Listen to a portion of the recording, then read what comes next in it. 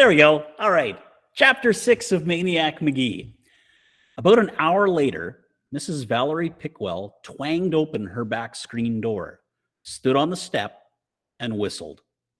As whistles go, Mrs. Pickwell's was one of the all-time greats. It reeled in every Pickwell kid for dinner every night. Never was a Pickwell kid ever late for dinner. It's a record that will probably stand forever. The whistle wasn't loud. It wasn't screechy. It was a simple two-note job.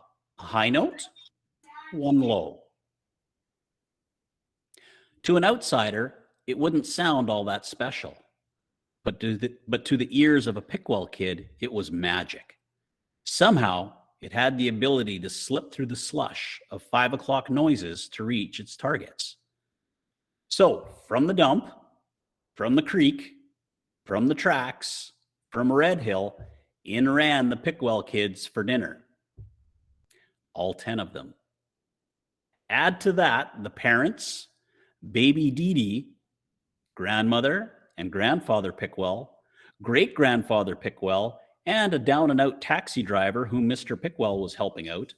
The Pickwells were always helping out somebody. All that, and you had what Mrs. Pickwell called her small nation. Only a ping-pong table was big enough to seat them all, and that's what they ate around. Dinner was spaghetti. In fact, every third night, dinner was spaghetti. When dinner was over and they were all bringing their dirty dishes to the kitchen, Dominic Pickwell said to Duke Pickwell, "Who's that kid?" "What kid?" said Duke. "The kid next to you at the table." "Well, I don't know. I thought Donald knew him." "I don't know him," said Donald.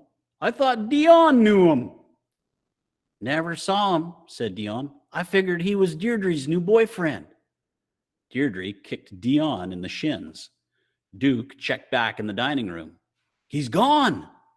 The Pickwell kids dashed out the back door to the top of Raco Hill. They scanned the railroad tracks. There he was, passing Red Hill, a book in his hand.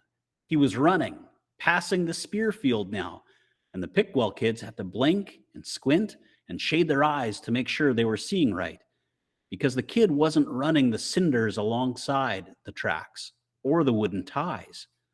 No, he was running where the Pickwells themselves, where every other kid had only ever walked, on the steel rail itself. And that's the end of chapter 6. I'm going to give you guys a couple minutes to do some doodling right now, and then we'll go to chapter 7.